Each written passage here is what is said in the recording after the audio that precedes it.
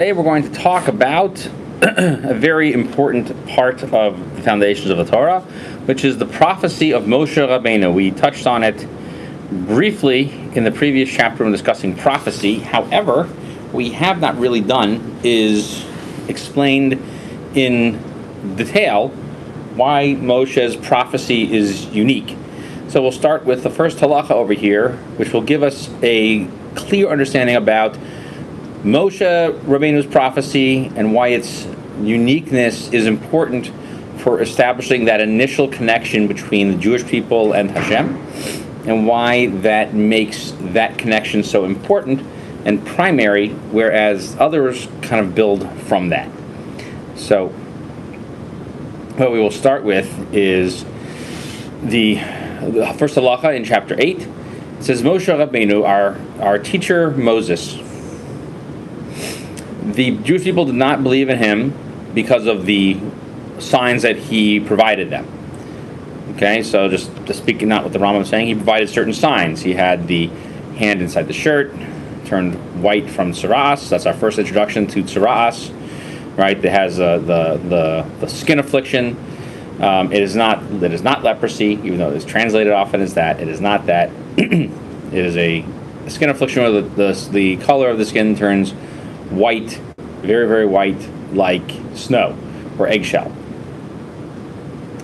And also to turn the staff into a snake. Okay, and then eventually all of the wonders that he does in Egypt. And the Rambam explains, because the one who believes via the signs is going to still have some type of discontent in their heart. Okay, like I said, maybe they did the art with some type of magic trick or some type of sorcery. Okay, maybe use some magic word that they don't know. So all of the signs that were done through Moshe Rabbeinu in the desert were done on an as-needed basis, right? Making the water come out of the stone in Elim, right? Not the second time where he bangs it, the first time. That they had also the splitting of the sea, all those things, but they weren't brought to prove his strength of prophecy and his connection. Okay, so he needed to prove something to the Egyptians. So he had to drown them in the waters after splitting the sea. Okay, and also to churn them around inside of it. We needed the food in the desert, and so therefore we needed the man. We were thirsty, and therefore he was able to split the stone.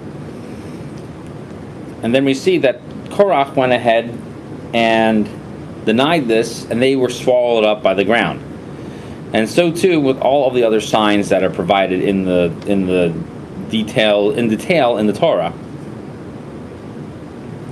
So what did we use to reaffirm our belief in Moshe Rabbeinu? Standing at Har Sinai, standing at the foot of the mountain, where our own eyes saw, and no stranger intervened, and our ears heard, and no other thing intervened. Okay, that we saw the fire, the sounds, the lightning strikes. Okay, and we saw him approaching the great darkness. And we heard the voice speaking to him, and we heard Moshe Rabbeinu spoken to by God, Moshe, right? Come here. Right? And he said to him also, or tell them this. Okay, and this is also repeated by Moshe Rabbeinu himself in Sefer Devarim. He says, I spoke face to face with God on your behalf. And it further states in that same story, he did not make this deal, meaning the giving of the Torah, was not a deal that was struck with your ancestors, right? Therefore, the idea was you saw it, you have to experience it. That is the power of the prophecy of Moshe. Now, where would I tell you that the experience of Sinai on its own has the proof of Nevuah behind it? That's the truth of it, okay? In which there is no doubt and no other associations with its experience, because God Himself tells Moshe, Behold, I shall appear to you from within the thickness of the cloud, in order that the people will hear me speaking to you, and they will also believe in you forever. And so since he initiated the approach to Sinai by explaining the purpose of it with this statement, the only reason why the belief in him worked was because people saw this and started believing that by standing there and observing this would ensure belief in it for forever without having any other stray thoughts and premonitions. So that is the first halacha in this chapter. So we see in the second halacha over here, the Rambam continues. He says, we see from here that the thing that was sent, okay, the people that are sent later on, they are testimonies to the initial appointment of prophecy, which is the true prophecy itself, okay? And it's not a new establishment of the veracity of prophecy. Rather, it is a requirement of prophecy to have to bring a sign or a wonder, okay? And I don't need to prove that this is the case, because I already have the testimony of the fact that people have gone ahead and saw this one thing all together, and every one of them says, hey, listen, this is clearly what it is. And I don't need anything else to demonstrate the proof of the matter. It's it becomes self-evident in this case. Okay, he doesn't use the word self-evident. He just says that I don't need to prove something to my friend that we have both seen and experienced.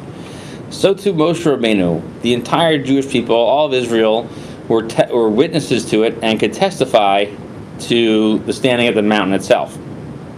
And you don't have to do another sign for that.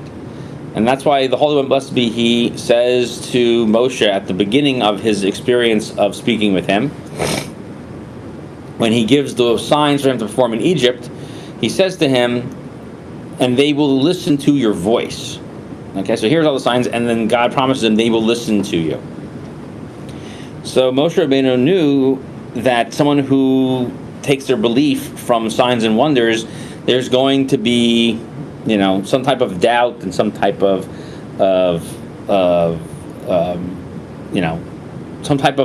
non-belief attached to signs and wonders. And they're going to be thinking about it, and they're going to be diving into it a little bit. And at some point, they're going to sort of stray off and say, they're not going to believe in me, just like Moshe Rabbeinu says himself. Until Hashem himself says that these signs and wonders are on a limited, they are a limited representation basis. They're only until we leave Egypt, because then you're going to see the big thing. Okay, and once you leave Egypt and you stand at the mountain, at that point, all of the doubts and all of the thoughts that they may be having, or all the considerations they may have been making about you and me and what I'm going to give to them, this is going to be the sign, the ultimate sign that we are talking to each other. Okay? And they will have no other questions after this. And this is testified to in the verses itself, as it says, and this is going to be the sign that I have sent you, that I will take the people from out of Egypt to serve God. Okay? And they will serve you at this mountain.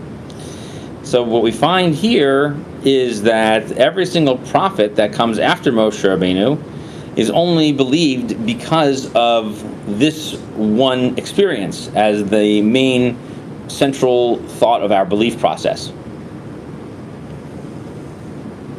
So it's not because he himself is performing a sign or a wonder. It's only because that we are told that every prophet that comes and speaks in our name afterwards, who provides the sign, that's where you listen to them. Because the mitzvah says in the Torah that if I will give a sign, right, then the Torah commands you to listen to that guy. Okay? So too, when we say that we want to establish the truth of the matter, we're told that has to be done through two witnesses. And we don't know if they're telling us the truth or not. It just tells us that this is just the way the law is. So too, the command to listen to the prophet is also explained in much the same way. Even if we don't know if it's true or not, or if it's for sorcery or not, it's just that that's how the Torah explains it to us. I mentioned in Laxby's class that this is explained in more detail by Rav Yosef Albo in chapter 18 of his work in section 1, that even a false prophet who does a sign and the wonder gets a place to sit at the table to talk about it when he performs a sign or a wonder. Not because what he's saying is true, but it's because he's following the protocols. So if you follow the protocols, he follows the protocols, you can say, well, he's a false prophet, and then charge him with that. That is within your right. But Moshe Rabbeinu can never be charged with that because of his unique experience. He was never. God backs up his prophecy, whereas other prophets are allowed to prophesy, and you are allowed to believe them, but you still can use your own judgment in other prophets. Moshe Rabbeinu, however, stands alone, and therefore in the third halacha over here, Rambam continues. Therefore, if another prophet appears and performs signs and wonders, and they are great and magnificent, and he wishes to somehow uproot and to contradict the prophecy of Moshe Rabbeinu, we don't listen to him. And we know that these types of signs and wonders were clearly done through some form of sorcery and through some type of whispers. Because Moshe Rabbeinu is not a prophet who is delivering his message via signs and wonders. Okay? That's the number one thing. He has a higher level. Because we don't need to line up all the signs and wonders and say, this one's bigger and that one's bigger. But what happens is we saw and we experienced and we heard the sounds just like we saw in Sinai. That's the main thing. So what is this comparable to? To two witnesses that testify about a person, about something that they saw, and they witnessed it with their own eyes. Okay? But even though they say that's what they say they saw, it's not what they saw. And it's not what they heard. Okay? And if that's the case, then they for sure are false witnesses. Therefore, the Torah tells us that if a sign or a wonder comes with such a person, okay, you do not listen to them, to that prophet, because this prophet is coming to you with a sign and a wonder in order to contradict what we have clearly seen to be true, and we don't believe in those types of signs and wonders. It's only because of the command to follow signs and wonders that was given to us by Moshe. That's how we can accept signs as later on as proof that a person can go ahead and have a performative form of nevuah, because he's not contradicting the initial interaction between Moshe Rabbeinu and what we saw and what we heard. And that is the end of chapter 8. But I don't want to end it there, because the discussion of prophecy is really quite profound. So it goes a little bit deeper than this. So the main thing is that the experience of Sinai is extremely important for our belief system. Okay. And so the Sefer Mitzvos actually goes into a little bit more depth on this thing. He says that the idea was to treat Moshe Rabbeinu like the trusted one in the house that was going to go ahead and relate all 613 mitzvos to the Jewish people post-Exodus. And the signs and the wonders were not so much to give Moshe credit, but it lent to his credibility, because it says, "Va'aminu b'Hashem u'Moshe avdo," right before the splitting of the sea. Clearly, the experience was unbelievable, but it's still not a full-fledged belief system upon which one could hang their entire legal system without creating the full-fledged connection between God and the people.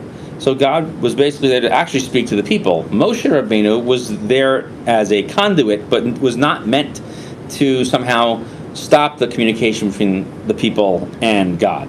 And in fact, it's more of a struggle between people and their experience of God that creates this thing. They had perfectly working eyes and perfectly working ears, says the Sefer Mitzvos, to go ahead and experience this whole thing. And so all of these things were done in the Exodus, that they should have full faith in it. So he continues, he says, the reason why this happened is because when they would be exiled from the land, and some nation, whether it's the Christian nation or the Muslim nation, they should say, no, you should come serve our God instead, okay? And they'll perform signs and wonders too. They could say then, listen, no matter how many signs you perform and how many wonders you're able to create, and even if they were on the level of Moshe ben Amram, we wouldn't believe them and exchange our Torah for anything else, okay? Which is another statement of belief of the Rambam that we haven't gotten to yet. But it's an important thing. Is the important step of the Yesodos is to believe in Moshe Rabbeinu, and the Rambam talks about not switching out the Torah in the next chapter. But focus here for a second on just the statements of the Sefer Mitzvos about Moshe Rabbeinu. They want us to change gods and change laws, but we know that Moshe Rabbeinu was chosen because we saw that actual interaction. We saw the experience of a non-corporeal God. We saw Moshe, and we heard the interaction between them. And that's really what we are hanging all of our belief on. So when it says, because you have seen from heaven what I did with speaking with Moshe Rabbeinu, which means that you don't have to trust anybody else, that I've done, I've switched it out. Well, God didn't tell us that. God told us the laws the first time himself. So it wasn't that we were delivered the laws. It's just that Moshe Rabbeinu was there as a conduit, because when we first started hearing it, as we see in the story, it becomes impossible for him to continue to just simply convey the laws. People had to go ahead and experience it themselves. Okay, so another statement over here that's really interesting is there's the work that's Safanas Paneach on the Rambam, and he says something really interesting over here. Okay, and he compares it.